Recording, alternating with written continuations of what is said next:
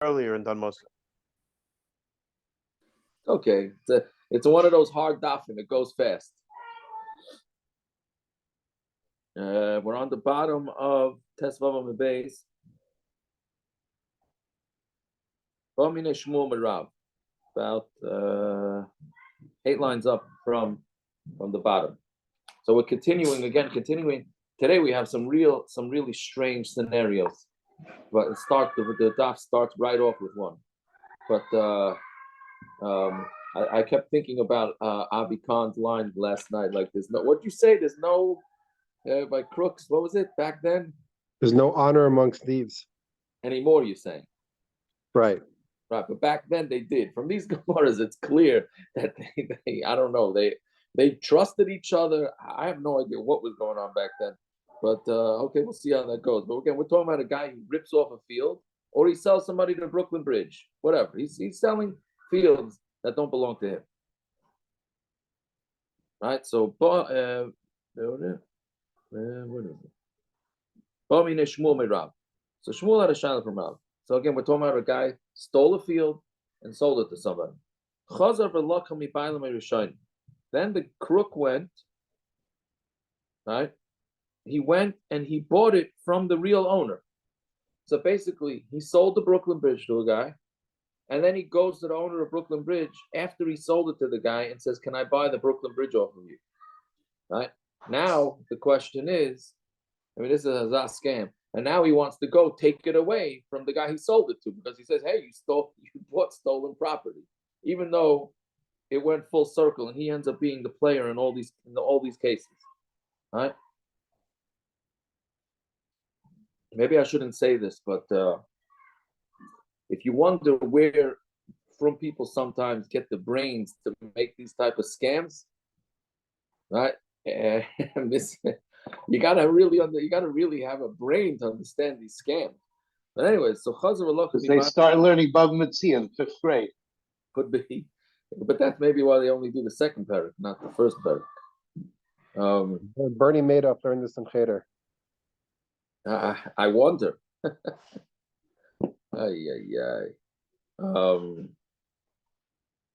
Yeah. So, anyways. So he took it back, and one second, again, I'm losing track. He went back to the guy he stole it from and bought it back from him. Mao. And now, what's the din? Can he now go to the guy he sold the stolen field to, who he was never allowed to do it in the first place, and say, "Hey, give me back the field because I bought it off the guy that I stole it from"? Right? So Omar Lay, so he told him back. Rav told back to Shmuel, what did the robber, the Ganav, what is it, the Ganav? Yeah, Mam Machar. Yeah, Mam Machar Lay Rishon L'Sheni. What did the crook sell to the guy who bought the stolen property off of him? What did he sell him? Kol schus shetav eliyadei, any schus that comes to his hands. Right? So Mamela, he's not allowed to go take, meaning he sold him every schus that he has. So therefore, even though the Ganav sold him land that he didn't even own, right? So then it's as if it belonged to the guy that properly sold the land. And we look at it as if he Lamaisa sold the land properly, even though he only bought the land after he sold the land to the guy. So Mamela, he can't take it away from him. My timer, what's the reason? Because why is the Ganav doing this? Because he's regretting what he did, and he doesn't want to seem like a Ganav, not or a Gazlan. No, he wants it so that he would be trusted. Meaning he did a real scam and he sold somebody the Brooklyn Bridge, and now he doesn't want to have that bad reputation. So then he goes and he buys the Brooklyn Bridge, and then he so that at least he sold a property that legitimately belonged to him. Right? So my benai, what's the difference between the two terutzim again? The two terutzim is the first one that he doesn't want to be called a gazlan, and the second one is that he just wants his reputation to be intact. So he could be now the mislekach. The difference between them would be if, let's say, the sucker the guy that bought the Brooklyn Bridge, died. So according to the opinion that says that the reason why he wants to buy the land is because he doesn't want to be called a Gazlan, right? So then he's allowed to go and take the land back from the kids. Hamisle, because he died, right? The guy who he dealt with died. So he's not going to be called a Ganav. I can't say I understand this Gemara clearly because the kids are going to call him, which is what the Gemara is going to say in a minute. And the one that says that he wants to be considered an honest person, he still wants the kids to treat him properly. Right? So the Gemara says, the kids are going to call him B'nei Lekeach, I'm sorry, the sons of the guy who bought it originally, meaning the sucker, Gazlana, they're going to call him a Gazlan. The difference between them is the misgazlan, where the Gazlan died. So the shita that says the reason why he wanted to buy the field that he sold originally is because he doesn't want to be called a Gazlan. He died, he's dead. So what's the difference what anybody calls him? But according to the opinion that says that he wants to be considered an honest person, even though he dies, he still wants a good reputation in the grave. So therefore he still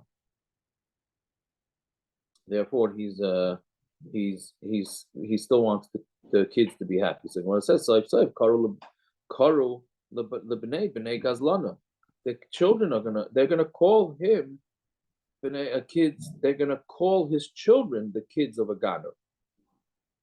The difference is if the crook he didn't sell it, he stole land and he gave it to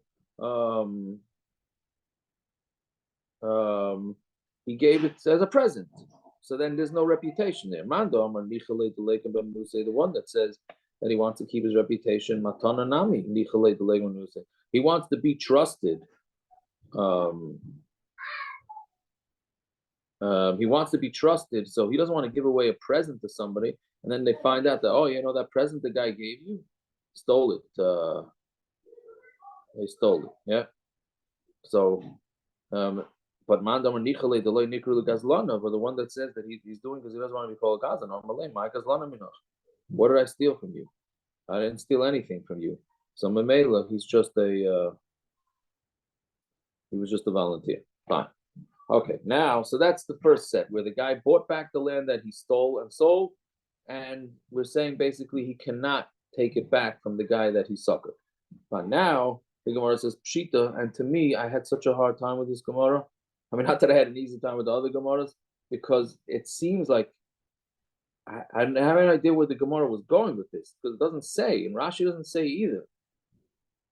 Right? Pshita, Zavna, if he sold it, meaning, if he now went, this is the way I understand the Gemara. He went and bought the land, I think, right, from the original owner, and then he went and sold it to somebody else. Yeah, I think. I'm not sure if he got it back from the first guy. One thing for sure, he definitely sold the field a second time. That's clear from Rashi. Right? That's the first case.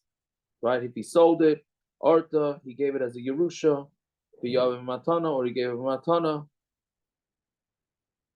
Right? And then he went and he bought it. That's the part that's missing. So again, I'm not sure. I got a few options of what's going on here. I know I should have it clear. I don't have it clear. What should I tell you? I'm sorry. I think unless somebody else. You all said the same thing this morning. You did? Okay, good. You making me feel better. Mamish, I don't know what's going on. Yeah, I think it's either that or he went and he somehow got the field back and sold it to somebody else, meaning he keeps reselling the same stolen property, which I guess could happen. You can resell a field in in Arkansas, middle of nowhere, to somebody without them seeing it. Right? I imagine you could pull some sort of scam like that. Right? So either he sold it, or he gave it as Yerusha, or he gave him Matana Lavla Ukmi Kamei Lekeach Kabay. The reason why he went and then he went and took the land again, meaning now he went and bought it from the original guy who stole it from, is not because he likes the guy that bought the land, meaning the previous Gemara, we're assuming he's doing it to save face, either because he didn't want to look like a crook or he wanted them to like him. Here, what the Gemara is saying, that's clear. Whatever's going on in the background of the Gemara's point is definitely that the guy is not doing this because he wants the first guy to be happy with him. That's the first case. Not Yerusha, or let's say it fell to him in Yerusha, which means basically he sold his father's land without his father's permission, and now his father died, and now he inherits the land. That case we had already before. So Yerusha Mamela, he didn't do any sort of work in order to try and get this field in a legal way. So he didn't do any tircha, right? So Mamela, that's also clear that he's not trying to make amends with the guy that he suckered. Let's say, and here's really crazy. After he sold the land, the crook went and he had lent money to the guy he stole the land from. Right? They're a bunch of scammers altogether. Right? He had lent money previously to the guy he stole the land from. Then he stole the guy's land. Now he goes back to the guy he stole the land from and says, you know what? You owe me money. I want the land that I stole from you as payment. Right? Man, this makes Yevamos look like a walk in the park. So Chazina, we see if the owner, meaning the guy who got ripped off in the first place, the guy who was stolen from, has other land, and the Ganav says, I don't want this field. So then maybe the reason why he wants this field specifically is because he wants to be able to make amends with the guy that he suckered. But if he doesn't have, then Zuzi who then all he wants is his money back. So therefore, he's not doing this to make amends with the sucker. That's another case. Then Yovin Naheli b'matana. If after he stole it, then the owner, meaning the original owner, gave it to him as a present. A matana is the same thing as Yerusha, meaning all you do is get it as a present from the guy. Imagine you stole a field from a guy, sold it to somebody else, and then the guy just gives you a present. And he says, oh yeah, keep the field, no problem. You stole my field, but hey, keep it. Right? So Chanamar to matana is Yerusha. The Hamamela just came, it happened to have come. So therefore, he didn't work at it. Meaning the point of this Gemara is that in order for the crook to fix the problem that he needs to have put some effort into it. It almost sounds like a school teacher. Did you put effort into your assignment or you didn't? If you didn't put effort into your assignment, then you don't get mechila, right? Only some of those narish guys like that. You just gave me PTSD, whatever it's called. We got to try and figure out how to make a practical application in this Gemara. And the other one says, no, matana is like a mechira. If this crook wouldn't have tried hard to kiss up to the guy that he ripped off, he wouldn't have given him matana. So he did have to work on it. That's why he did a tircha, and that's why he gave it to him. So that meaning the crook kisses up to the guy he stole the field from in order to be able to get the field as a matana from him, so that he can make amends with the guy that he suckered. Right? It's a whole chadgadya why he did this. Yeah, okay. And how long after he sold the land do we say that he's doing this because he wants to save face? Right? So Amar Ravuna at Shas Hamada B'din, until it goes into Bezdin, until this whole because there's a whole disaster here, until it goes in Bezdin. Then after that it's no longer. Until the adkarta is a warrant gets to him, which is 90 days. He has 90 days, meaning the Bezdin gives the guy 90 days to pay back his debt. Right? The maschalon yomi abar akarzdasa. Not it's a little later until when they call out. Akarzdasa means when they start calling out, meaning once the guy doesn't pay and defaults on the payment, then they have a month they announce, like it's sort of like a public auction. They announce that this field is going up on foreclosure in order to pay back the guy's loan. Yes, it's very nice that you're doing this, and you're saying that the lekeach, meaning the sucker, when he bought the Brooklyn Bridge, is eventually he's going to get it, but how? Michti. I mean, he gets it, but where was the kinyan? What was this lekeach? How did he buy it? With the star from the crook? It was a fake star. The star, and that's the lashon we always use for a worthless piece of paper. Chaspa ba'alma is just they call it chaspa, like a shard of earthenware. It's like a broken piece of earthenware. Meaning, what? How did this sucker even be cut into the field? So Amalei Rava, Teheba Mamina. He trusts him. What is that? Because in that hana, that the purchaser didn't say anything, meaning the guy found out that this guy is crook,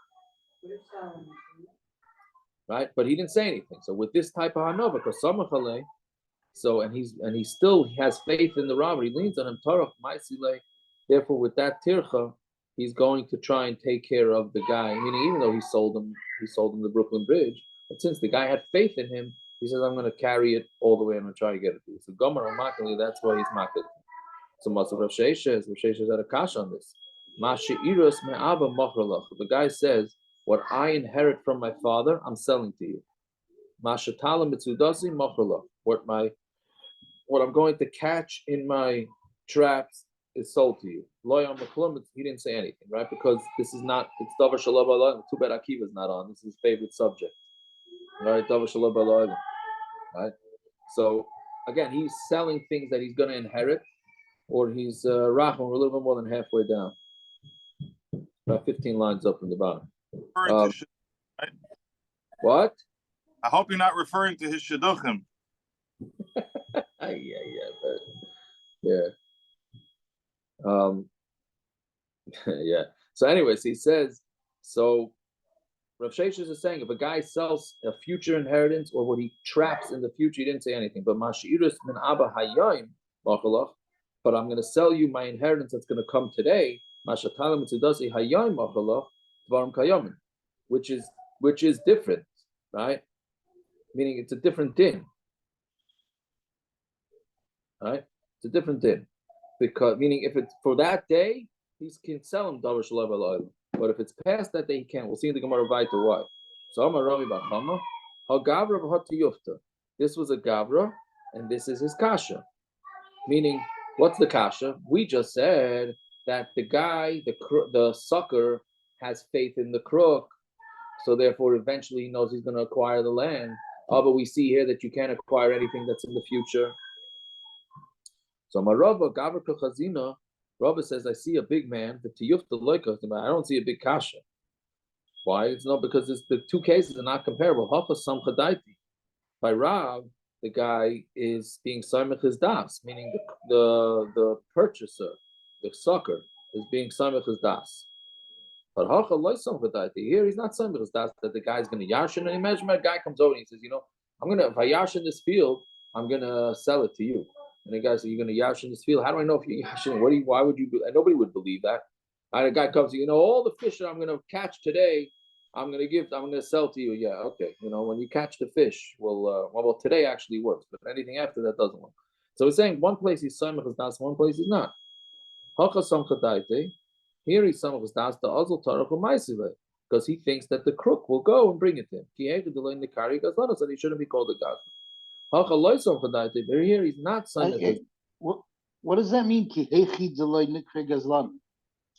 That means the buyer knows he stole the land.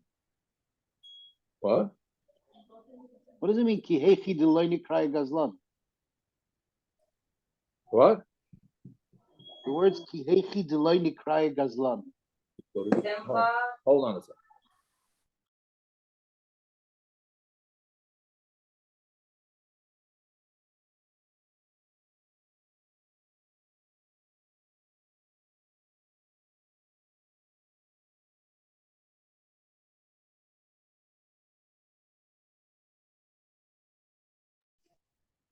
Sorry, there's some beeping coming in my house. Trying to figure out the. I didn't know if it was my house or your Yeah, house it's or still what. going. Honestly, I was cursing out my neighbors. That's what I'm saying. I have no idea whose it is. I'm walking around my house finding out where the beeping is. Trying to get people in the house to try. Hello, does anybody hear the beeping? You guys all hear it. No, you got all Yeah. us nervous, but not in your house. I cursed. I owe 12 people across the street a mechila. Don't worry. I owe it to my wife because I'm walking around the house. What is this beeping? Come on, parrots. You were blaming me, not you people across the street. You get blamed for Liner. everything, no matter what. Liner, I had you on mute. Don't worry. Well, at least they found the culprit. Okay, I'm sorry. So, what's your kasha quickly, Gershon? It says here some chadaite because delay nikraya gazlan, that they shouldn't call him a gazlan. Does that mean that the buyer knew he was a gazlan before he bought it? The Tosfos on the bottom of the previous Amud asks, are we talking about in the case, because yesterday we had two cases, one where he knows one where he doesn't know. So now, Tosfos on the bottom of the Amud says it's loy hikirba. Here it's clearly that it was hikirba. I don't know, but if it's loy hikirba, what does it mean that they'll be busy? Should delay nikraya gazlan, that they shouldn't call him a gazlan? Who's Saimach Das? That means the buyer is Saimach Das, that the Gazlan will go catch fish. Yes. What we're saying now, Gazlana. no, not the Gazlana. The guy That's that's what Gemara says. Achasam Kadaite, the Azul Taraku Maisile, Ki Hechi Delena Kraya Gazlana.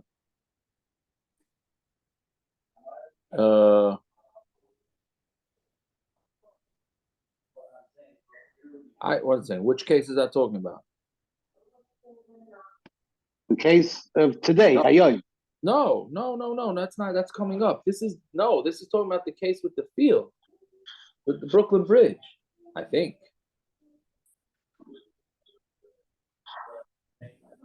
So we say telling the difference between Hayoim. No, that's coming up in a few lines. Right now we're doing the difference between the guy that bought the Brooklyn Bridge. That's why I keep saying sucker, because it's a way to understand it. The sucker that bought the Brooklyn Bridge and the guy that's just getting the Yerusha. Right?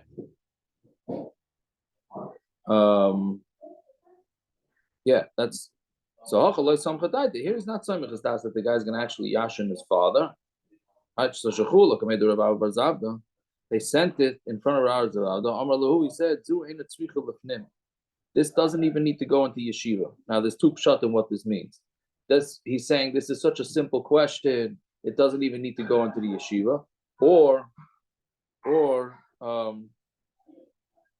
it needs to go, don't even put it into the yeshiva, it's so good. So Amarava meaning not only does it have to go into yeshiva, it has to go way into yeshiva, to the top minds of the yeshiva. Right? So again, the same difference, the same difference, but yeah. Fine. There was a story in Pamadisa, and they asked the question. Rabbi Yosef said, this one doesn't even have to go into the yeshiva. I guess that was the phrase to use when you were happy with the question and not happy with the question.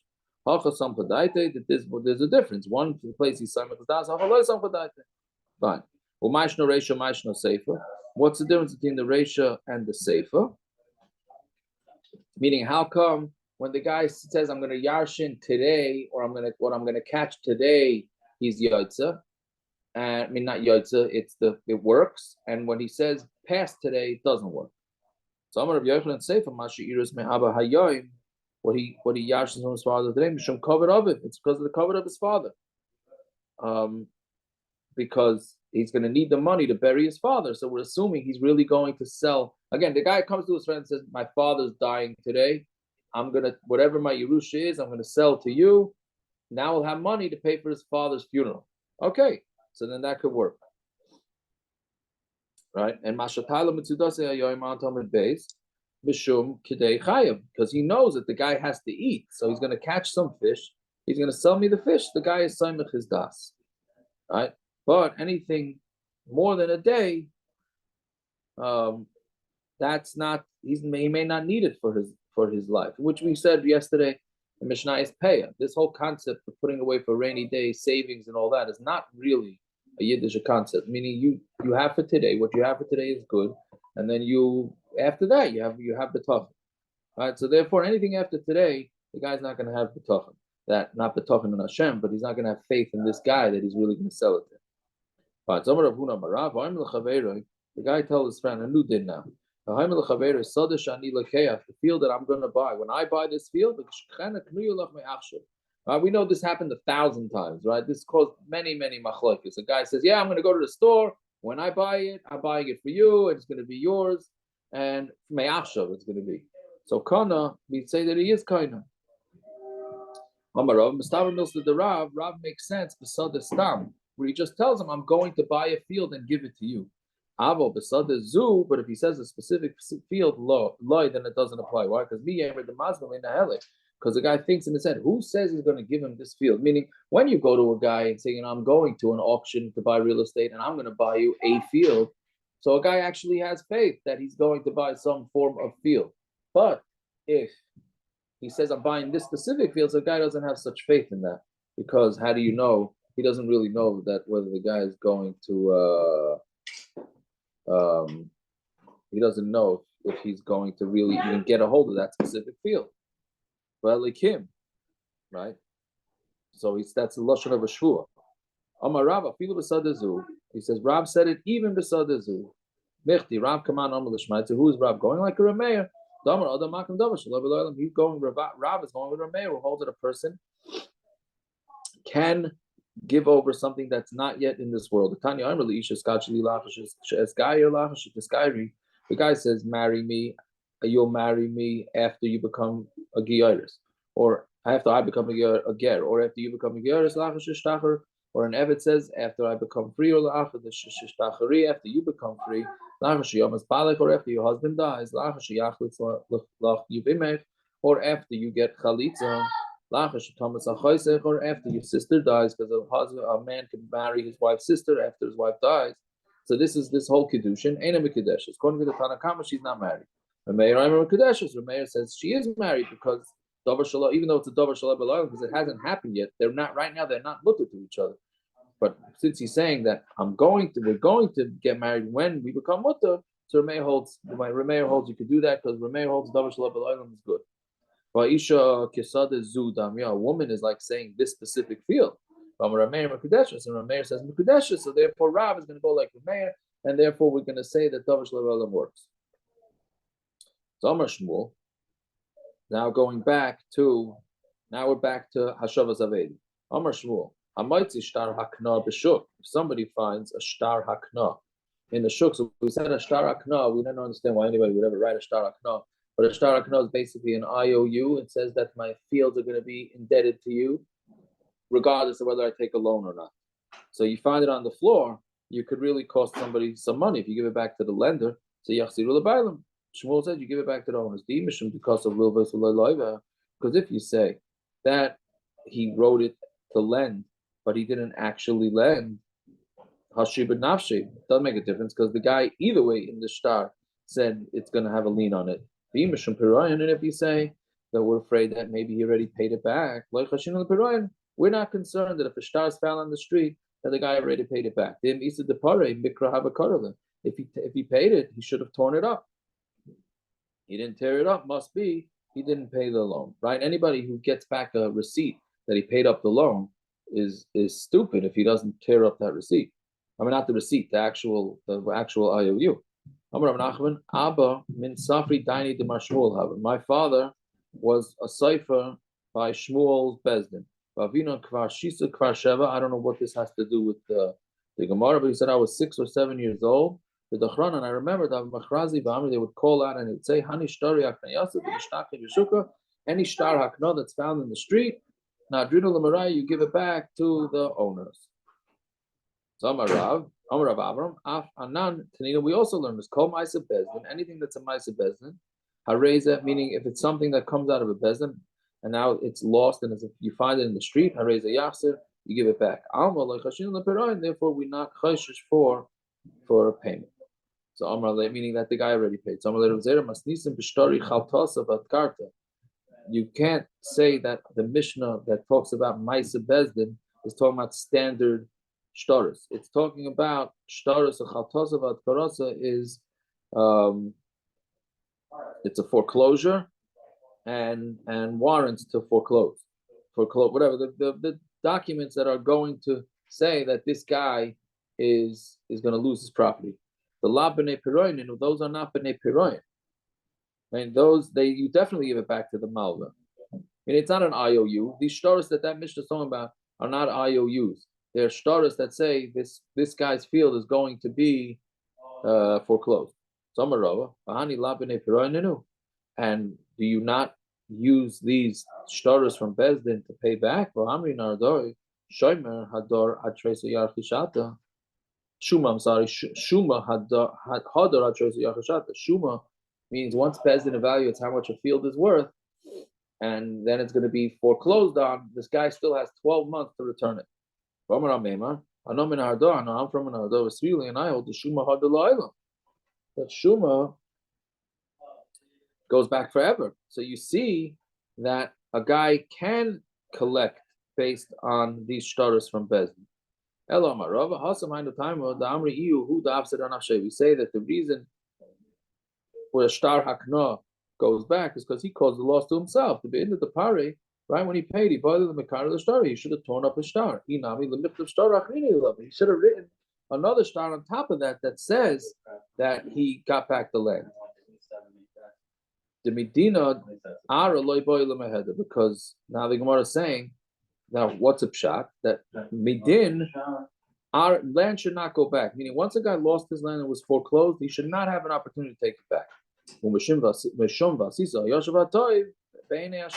the pasuk says you should do what's proper in the eyes of Hashem, that's what the Rabbanan said, that it should go back. Hilkach Miresho, who the Kazavin. So from the first guy, he's selling, when he buys back his foreclosed field, that's as if he just bought it from scratch.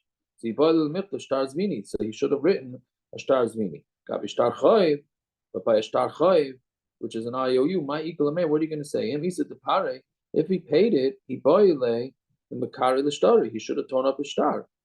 Amar, so what are you going to say? Maybe he's just kicking the can down the road, right? He's hiding from him. He says tomorrow I'll pay it back to you. Right now I don't have it. He wants to use that same shtar because he wants to save money on the payment that you have to pay a cipher. Right, since you have to pay a cipher, so he wanted to I think it means that he wanted to save that money. Okay, a few more lines. If